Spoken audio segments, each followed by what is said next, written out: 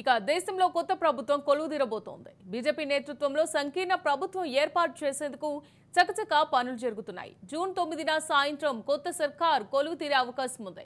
ఈ మేరకు జూన్ 5న సమావేశమైన ఎన్డీఏ పక్షాలు ప్రధాని అభ్యర్థిగా మోదీని ఏకగ్రీవంగా ఎన్నుకున్నాయి. బీజేపీ పార్లమెంటరీ పార్టీ సమావేశంతో పాటు మరోమారు ఎన్డీఏ సమావేశం నిర్వహించారు.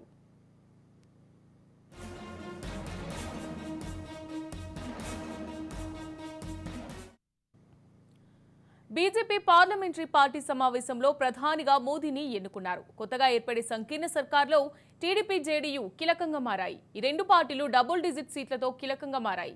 ఈ పార్టీల మద్దతుతోనే బీజేపీ ప్రభుత్వం ఏర్పాటు చేస్తోంది. దీంతో ఆ పార్టీలకు కొత్త ప్రభుత్వంలో కీలక మంత్రి పదవులు ఇవ్వాల్సిన పరిస్థితి ఏర్పడింది. టీడీపీ కొత్త ప్రభుత్వం ముందు ప్రధానంగా ఆంధ్రప్రదేశ్కు ప్రత్యేక హోదా అడుగుతుంది.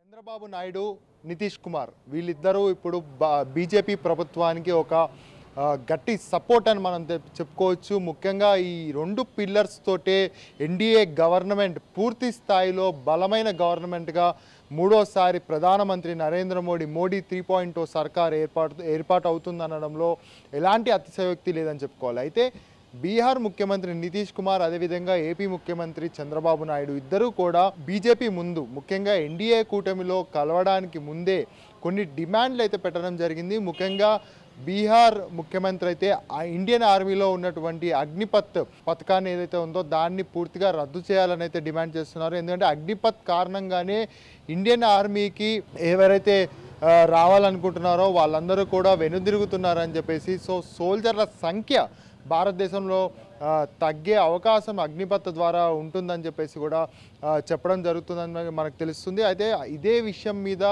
నార్త్లో కొన్ని స్టేట్స్లో బీజేపీకి ఓట్లు కూడా, అంటే ఓట్లు కూడా తగ్గాయని కూడా నితీష్ కుమార్ ప్రధానితో ప్రస్తావించినట్టుగా మనకు సమాచారం అందుతుంది. మరోవైపు చూసుకున్నట్టయితే చంద్రబాబు నాయుడు 2 మంత్రి పదవులు, క్యాబినెట్ మంత్రి పదవులతో పాటు ఒక స్పీకర్ పదవిని కూడా ఆశించడం జరిగింది. కాకపోతే స్పీకర్ పదవిని ఇవ్వమని తెలియజేశారు. అయితే 2 క్యాబినెట్ మంత్రి పదవులు మాత్రం ఖచ్చితంగా టీడీపీ పార్టీ ఎంపీలకి లభించే అవకాశం ఉంది. అయితే ముఖ్యంగా చూసుకుంటే పూర్తిగా అటు జనసేన, టీడీపీ, బీజేపీ కలిసి 21 ఎంపీ స్థానాలను అయితే సంపాదించుకున్నారు. అయితే ఇందులో 16 స్థానాలు టీడీపీ దగ్గర ఉండడంతో ఆ 16 స్థానాల్లో ఎవరెవరికి మంత్రి పదవులు దక్కనున్నాయి, ఎలాంటి మంత్రి పదవులు దక్కనున్నాయి అనే దానిపై ఆసక్తికరమైన అంశాలు అయితే నెలకొన్నాయని చెప్పుకోవాలి. ముఖ్యంగా చూసుకుంటే ఇప్పటికే నితీష్ కుమార్ అటు రైల్వే శాఖతో పాటు వ్యవసాయ శాఖను కూడా ఎక్స్పెక్ట్ చేయడంతో ఎన్డీఏ కూటమిలో భాగస్వామ్యమైనటువంటి టీడీపీకి ఎలాంటి మంత్రి పదవులు దక్కనున్నాయి అనే దానిపై